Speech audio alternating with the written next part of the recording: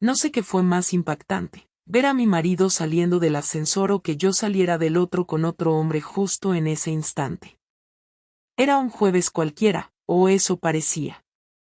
Yo había dicho en casa que tenía una formación con el Colegio de Abogados en Valencia. No era mentira, pero tampoco era toda la verdad. La jornada acababa a las 5, pero yo tenía una habitación reservada en el hotel con nombre falso y todo, María Torres, habitación 612. A las 6:10, entré en el ascensor con Álvaro, el hombre con el que llevaba viéndome desde hacía 3 semanas. Esa noche no regresé a casa. Caminé durante horas por las calles de Valencia sin mirar el móvil, sin responder llamadas, sin pensar en nada más que en esa imagen clavada en mi cabeza. Clara, mi mujer, en un hotel con otro hombre, saliendo del ascensor conmigo frente a ella como si todo hubiese sido planeado por una fuerza estúpida que decidió que ese tenía que ser el momento de abrirme los ojos. Porque sí, Clara había cambiado en los últimos meses, pero yo no quise ver nada, no quise imaginar que esa distancia, esa falta de entusiasmo cuando hablábamos, esa forma robótica en la que me besaba antes de salir de casa o su manera mecánica de reírse cuando le contaba algo, era la antesala de una traición. Me negué a sospechar porque no creí que ella fuera capaz de algo así, porque confié en ella de forma estúpida, porque pensé que el amor era una especie de barrera contra la mierda que le pasa a todo el mundo. Me equivoqué. Al día siguiente no fui al instituto. Llamé a la directora a primera hora y le dije que no estaba bien, que necesitaba unos días. No entré en detalles. Tomé el AVE a Madrid y durante el viaje intenté ordenar los pensamientos, aunque todos volvían a lo mismo, qué hacer ahora, cómo enfrentarla, qué decirle, si decirle algo. Llegué a casa poco antes del mediodía. Clara no estaba. Su coche no estaba en el garaje. Me metí directamente al despacho, cerré la puerta, apagué el teléfono y me senté frente al ordenador. Abrí una hoja en blanco sin saber por qué. Tal vez porque necesitaba escribir lo que había pasado como si al escribirlo pudiese darle sentido. Empecé a escribir lo que vi, lo que sentí, lo que me recorrió por dentro cuando nuestras miradas se cruzaron y ella fingió no verme, como si no fuéramos marido y mujer, como si no lleváramos 14 años compartiendo cama, domingos, cenas, discusiones y cafés. Como si yo no fuera nadie. Después de unas horas escuché la puerta de casa. Clara llegó sin hacer ruido. Pasaron unos minutos antes de que tocara la puerta del despacho. No dije nada. Ella esperó. Luego escuché la manilla y como intentaba abrir. Estaba cerrada. Dio un par de golpes, suaves. Javi, sé que estás ahí, por favor abre. No contesté. Me quedé inmóvil. Escuché su respiración al otro lado. Luego se fue. 10 minutos después volvió. Esta vez habló más alto. Javi, por favor, tenemos que hablar. Me levanté, abrí la puerta y me quedé ahí, sin dejarla entrar. Nos miramos. Ella parecía cansada, tenía ojeras, la cara lavada, el pelo recogido de forma descuidada. No era la Clara del hotel. No era la mujer arreglada con la que se metía en la cama otro. Era la Clara de andar por casa. La que conocía. La que, hasta hace muy poco, pensaba que me amaba. ¿Qué quieres que te diga?, preguntó. No respondí. Me limité a mirarla, a observarla en silencio. ¿Quieres gritarme? ¿Insultarme? ¿Echarme de casa? Hazlo. Me lo merezco. Solo entonces abrí la puerta por completo y le hice un gesto para que entrara. Se sentó frente a mí, en la silla del escritorio. Yo me quedé de pie. No quería sentarme. No quería compartir el mismo nivel con ella. Necesitaba tener cierta distancia, aunque fuera simbólica. Ella me miró, pero no supo por dónde empezar. Cruzó los brazos, los descruzó, se frotó las manos. No fue planeado, dijo al fin, y por un instante pensé en echarla de la habitación solo por haber dicho eso. No me expliques nada como si tuviera que entenderlo, respondí, y noté que mi voz salía más firme de lo que esperaba. Ella asintió, tragó saliva. Lo sé. No espero que me entiendas. Pero te lo voy a contar igual. No porque crea que merezco tu perdón, sino porque no quiero esconderme más. Bajó la mirada, se frotó las rodillas con las palmas. Hace meses que no me reconozco. Me siento invisible, como si ya no existiera fuera de la rutina. Trabajo, casa, cenas, facturas. Todo está medido. Todo está bien. Pero yo no estaba bien. Me reí, no pude evitarlo. ¿Y eso te da derecho a acostarte con otro? Ella no dijo nada. Siguió mirando el suelo. Álvaro no fue una excusa. No fue un error de una noche. No quiero mentirte. Quise estar con él. Me sentí viva con él. Esa frase me golpeó con una fuerza seca. No me gritó, no lloró. Solo lo dijo como si fuera una constatación, como si dijera he comprado pan. Sentí que me quemaba por dentro. Y pensaba seguir viéndolo, pregunté. Ella dudó. No lo sé. Me acerqué a la ventana, di la espalda. Entonces ya está. Ella no dijo nada. Se levantó despacio. Me voy a ir a casa de mi hermana esta noche. Si quieres hablar, estaré ahí. Caminó hacia la puerta, pero antes de salir se giró. Lo siento, Javi. No tienes que perdonarme, pero quería que lo supieras. Cerró la puerta sin hacer ruido. Esa noche dormí en el sofá, aunque no dormí nada. Di vueltas, encendí la tele, la apagué, miré fotos antiguas, abrí y cerré armarios sin buscar nada concreto. A la mañana siguiente llamé al abogado. No le dije que quería el divorcio. Le dije que quería información. Quería saber qué pasaba si lo hacíamos. Quería saber qué me correspondía. No lo decidí en ese momento, pero necesitaba sentir que tenía el control de algo, porque todo lo demás se me estaba escapando de las manos. Pasaron 3 días antes de que volviéramos a hablar. Yo la llamé. Le pedí que viniera a casa, pero que no trajera explicaciones ni justificaciones. Solo quería tener claro qué íbamos a hacer con todo esto. No quería una historia de amor ni de redención. Quería una decisión. Clara llegó puntual. Se sentó en el mismo sitio de antes. Yo no me moví del sofá. ¿Vas a seguir viéndolo?, pregunté. No, respondió. ¿Porque te pillé o porque no quieres? Dudó. Porque no quiero. No le creí, pero me daba igual. Vamos a divorciarnos, dije. No lo dudé. Lo sé, dijo ella. Ese fue el principio de mi venganza. No grité, no la insulté, no le rompí nada. Pero empecé a mover piezas. Y Clara no tenía ni idea de lo que le esperaba.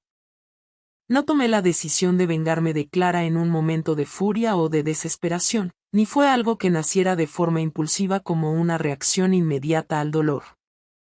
Lo decidí cuando me di cuenta de que ella seguía creyendo que tenía algún tipo de control sobre la situación, cuando la vi insistir con esa actitud medida, con ese tono casi profesional con el que hablaba de soluciones, como si nuestro matrimonio fuera una hoja de Excel que podía reorganizarse si se movían algunas celdas. Esa frialdad con la que intentó negociar su perdón, ese cálculo disfrazado de buena voluntad, me dejó claro que no había comprendido realmente lo que había hecho.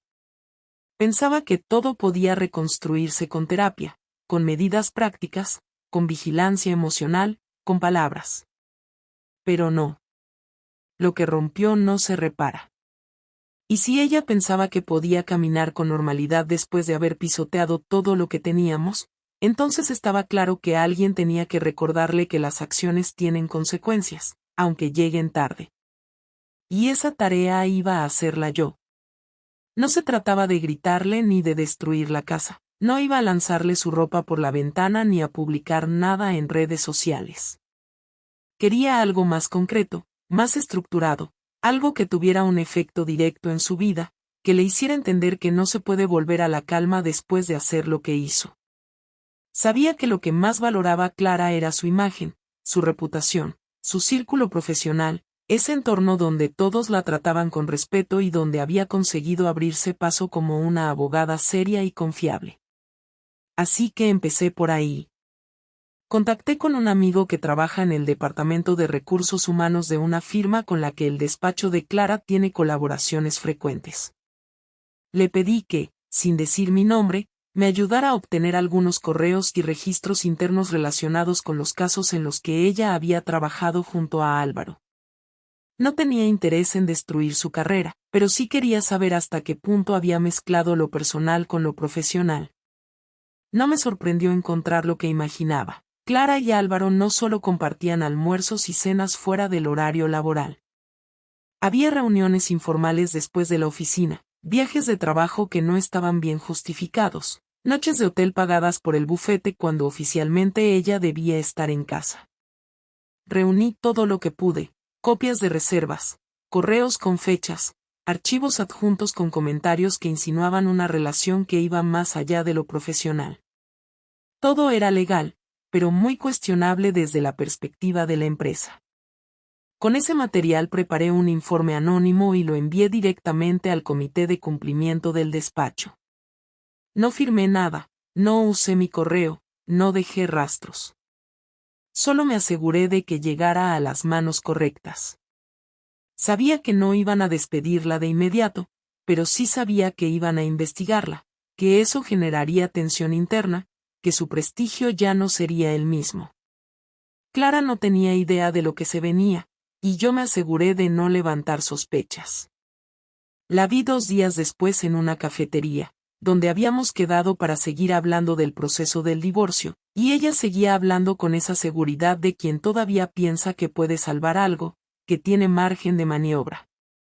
Yo fingí que la escuchaba. Le dije que estaba considerando sus propuestas, que todavía no estaba seguro, que necesitaba tiempo. Ella se lo creyó. Incluso me abrazó al final de la reunión.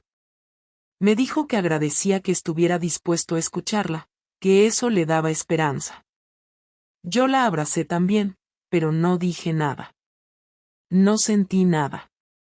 Solo me aseguré de que no notara el desprecio que empezaba a instalarse en mí de forma tan clara. Mi siguiente paso fue más personal. Quería que Clara experimentara lo que es perder la estabilidad emocional que tanto le gustaba aparentar. Contacté con Marta, su mejor amiga desde la universidad. Habíamos coincidido muchas veces en cenas y celebraciones, y siempre tuvimos una relación cordial. Pero esta vez no la llamé como excuñado, sino como alguien que necesitaba decirle la verdad. No fui teatral, no la insulté, no busqué manipularla.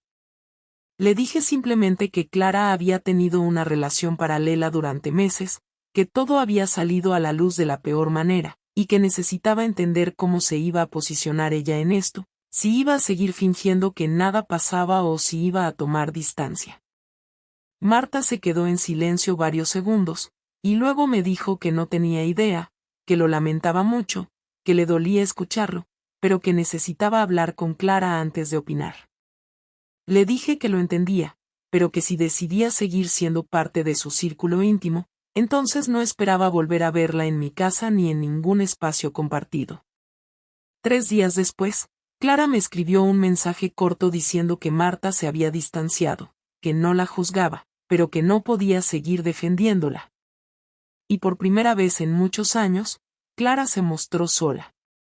Ese aislamiento no lo provoqué por venganza emocional.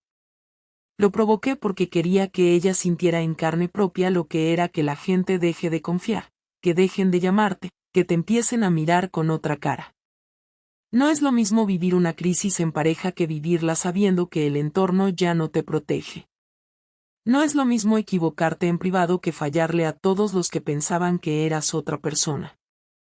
Y Clara, que siempre fue obsesiva con el respeto ajeno, ahora tenía que cargar con las miradas incómodas, con los comentarios cruzados, con los silencios en el despacho, con la frialdad en las reuniones. El último golpe no fue algo que planeara con tanta antelación como los otros.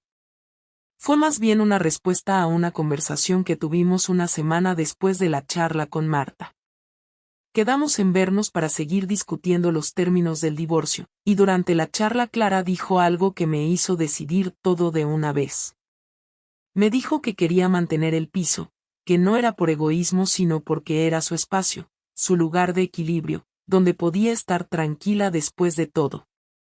Me lo dijo con esa naturalidad con la que hablan los que creen que todavía tienen cierto poder. Le respondí que no, que el piso lo iba a vender, que era una decisión tomada, que necesitaba cortar con todo y que el dinero se dividiría como corresponde. Ella se quedó callada, pero se notaba que no lo esperaba. Esa misma noche, sin avisarle, empecé a sacar mis cosas con ayuda de un amigo. No lo hice de forma agresiva ni escondida. Solo tomé lo que me correspondía y dejé el resto. Dejé el anillo en la mesita de noche. Dejé una carta simple, sin palabras grandilocuentes, solo hechos. Todo lo que había que hablar ya se habló. Lo demás está en manos del abogado. No hay nada más que decir. Me fui y no volví a mirar atrás. El piso se puso a la venta esa misma semana. La inmobiliaria se encargó de todo. Clara me escribió varios mensajes después, algunos cortos, otros largos, todos con el mismo tono, mezcla de incredulidad, enojo y súplica. No respondí ninguno. No porque quisiera hacerme el fuerte, sino porque ya no tenía nada que decirle. Ya había dicho todo. Ya había hecho todo. Y ahora ella tenía que vivir con eso, igual que yo viví con su traición. Y lo haría sin aplausos ni testigos, pero con la certeza de que no se sale ilesa de jugar con la vida de alguien como si no tuviera valor. No hubo más llamadas después de esa última semana. Clara dejó de insistir por mensaje, dejó de pedirme que reconsiderara nada, y aunque durante un tiempo tuve la sospecha de que todo era una estrategia para no parecer desesperada, al final terminé aceptando que quizás había entendido, por fin, que lo que teníamos estaba muerto. Lo curioso fue que yo tampoco sentí esa satisfacción que uno espera al ver que el otro por fin acepta lo inevitable. Lo que sentí fue una especie de hueco, no un vacío emocional de los que se mencionan en los libros, sino una incomodidad constante que me seguía a todos lados y que no se curaba con silencio ni con distancia. Había logrado lo que quería, marcar una línea clara, tomar el control de la situación, desmontar cada una de las certezas que ella tenía sobre mí, sobre nosotros, sobre su propia estabilidad. Pero aún así no sentía alivio. Me había acostumbrado tanto a esa guerra silenciosa que ahora que ya no tenía a quien atacar, todo parecía suspendido en un limbo. Durante días estuve pensando si valía la pena tener una última conversación. No para pedir explicaciones, porque ya las tenía todas, ni para perdonar, porque eso no iba a pasar. Pensaba más en una especie de cierre, algo que dejara constancia verbal de que ninguno de los dos iba a volver atrás. No quería quedarme con la duda de si ella seguía esperando algo o si yo, en algún rincón de mi cabeza, guardaba una mínima posibilidad de reconciliación. Así que la llamé un martes por la tarde. Me atendió rápido, como si estuviera esperando esa llamada. Le dije que no era para pelear ni para discutir nada legal, que quería hablar como dos personas que, a pesar de todo, compartieron 14 años de vida. Dudó unos segundos antes de aceptar, pero dijo que sí.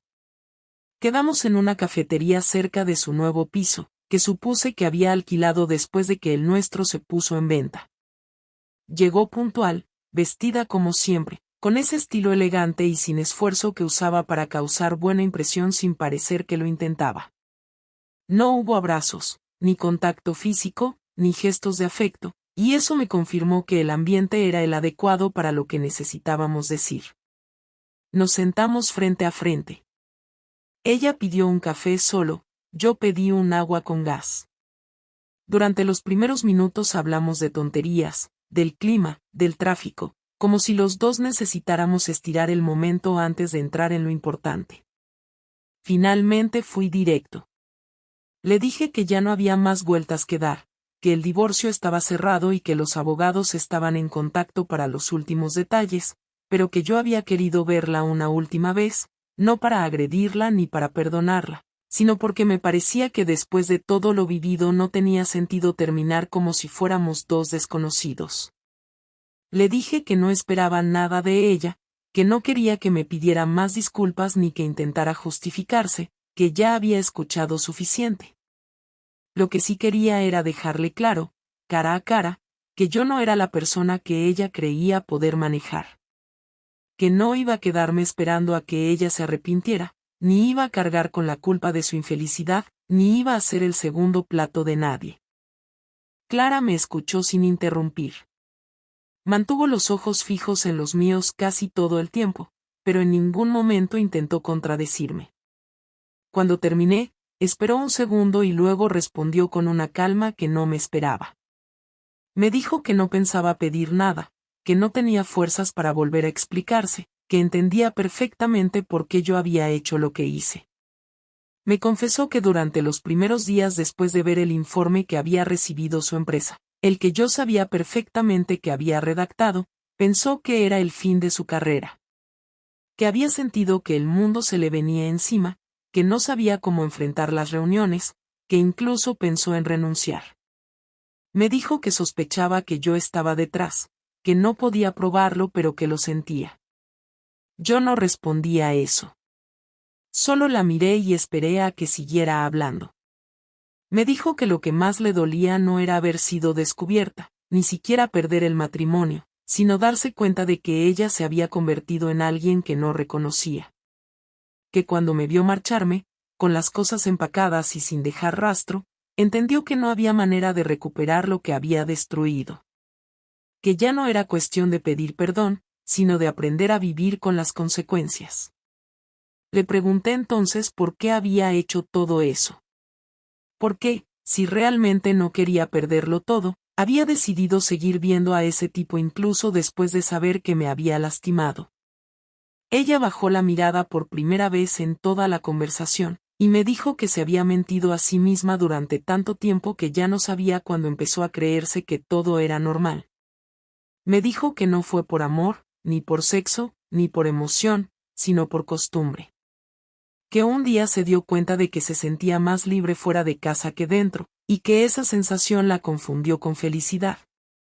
Y que cuando se dio cuenta de que era una ilusión, ya había arruinado todo. No supe qué decirle a eso.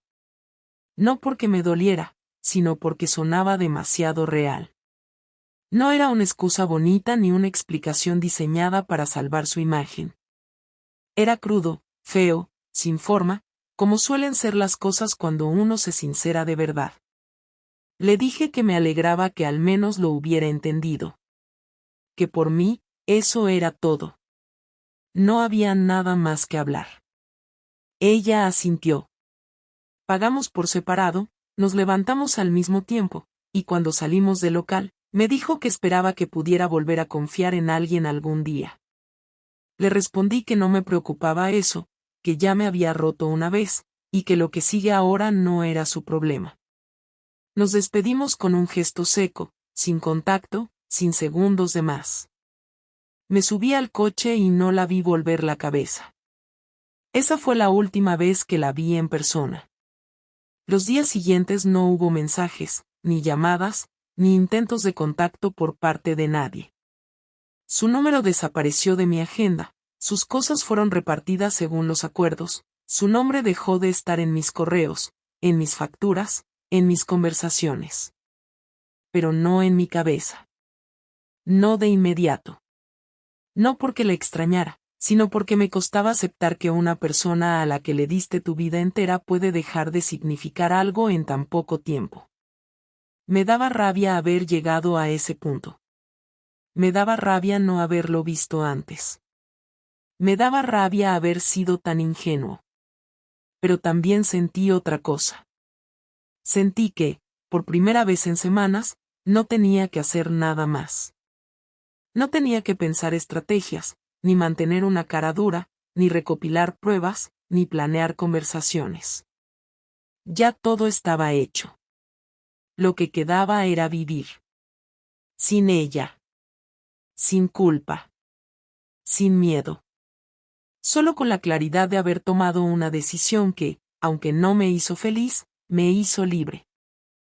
Después de esa última conversación con Clara, me quedé varios días con la sensación de que algo faltaba, como si cerrar una historia no fuera tan sencillo como firmar papeles y cruzar puertas. No esperaba que ella volviera, no quería que lo hiciera, no necesitaba una nueva escena de drama ni ninguna carta escrita a mano con disculpas tardías. Pero aún así había una parte de mí que seguía repasando todo lo vivido, no como un lamento sino como una forma de encontrar sentido a algo que durante meses había sido una herida abierta. Al principio pensé que era rabia acumulada, después creí que era simple agotamiento, pero con los días me di cuenta de que lo que sentía era una mezcla de decepción y aprendizaje forzado. Porque uno no se convierte en una persona diferente de un día para otro, pero hay momentos en los que la vida te empuja a mirar hacia atrás con una sinceridad que no pediste, y te obliga a entender que no todo lo que viviste fue tan bueno como pensabas, ni tan sólido como parecía. Empecé a notar detalles que antes no veía.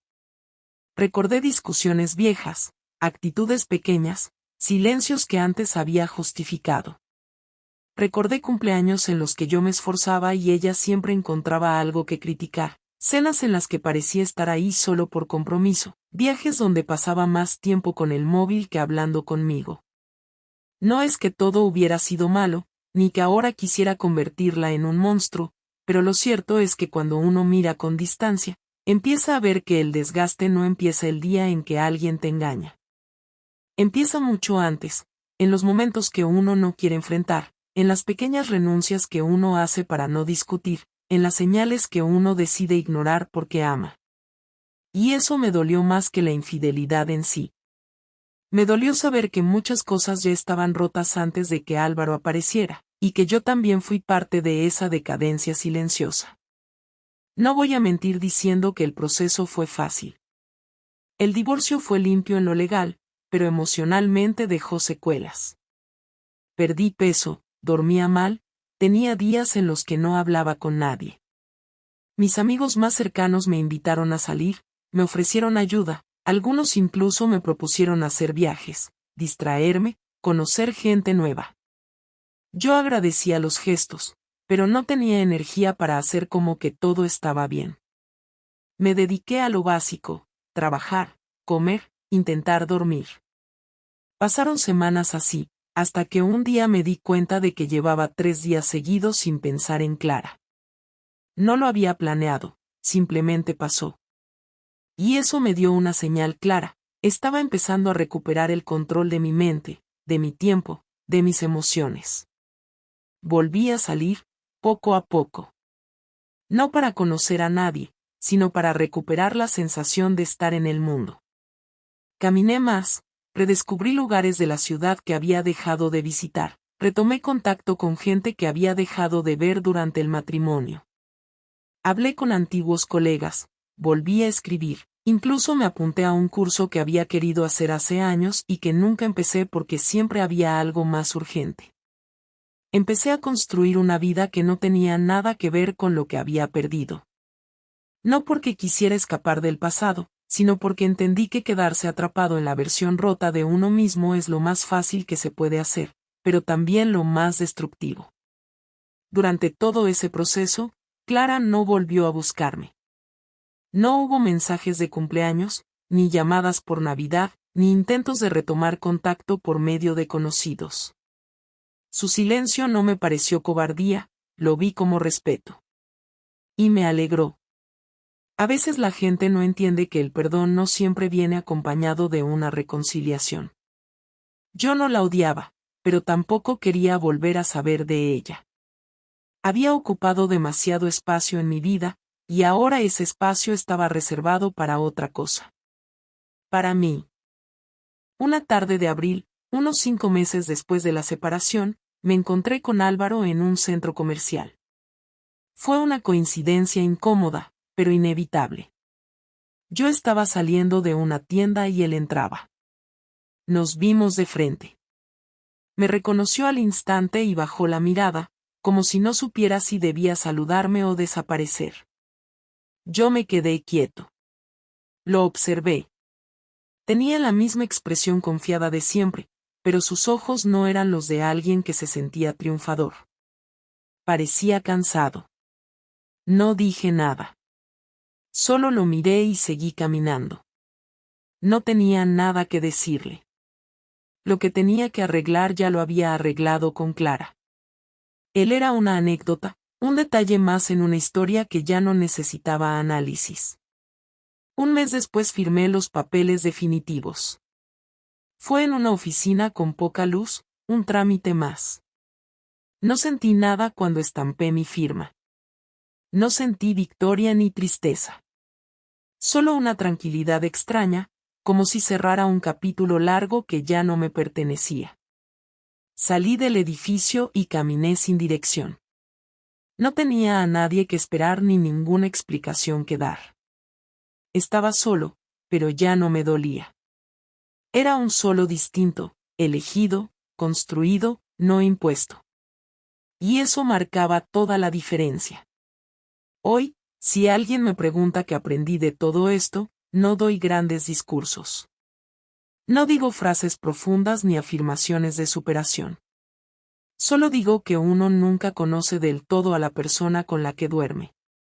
Que el amor no garantiza nada.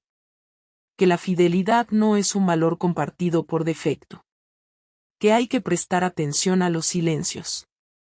Que no se puede vivir de intuiciones sin pruebas, pero que cuando tienes las pruebas, no las ignores. Que la venganza no siempre tiene que ser ruidosa. A veces basta con ponerle fin a todo de forma tan clara y tan definitiva que la otra persona se dé cuenta, sin que tú tengas que levantar la voz, que ya no tiene ninguna forma de entrar de nuevo en tu vida. No sé si Clara rehizo su vida. No me importa. No tengo rencor. No tengo curiosidad. No tengo planes de saberlo. Yo sigo viviendo, trabajando, saliendo, reencontrándome con partes de mí que había olvidado. No sé si voy a volver a enamorarme. No sé si voy a confiar otra vez. Tampoco tengo prisa por hacerlo. Lo único que tengo claro es que no voy a dejar que lo que pasó defina quién soy. Y si algún día vuelvo a mirar a alguien con la misma entrega con la que la miré a ella, será porque me nace, no porque necesito llenar un hueco. Ya no tengo huecos. Solo tengo tiempo. Tiempo para mí. Y eso es suficiente.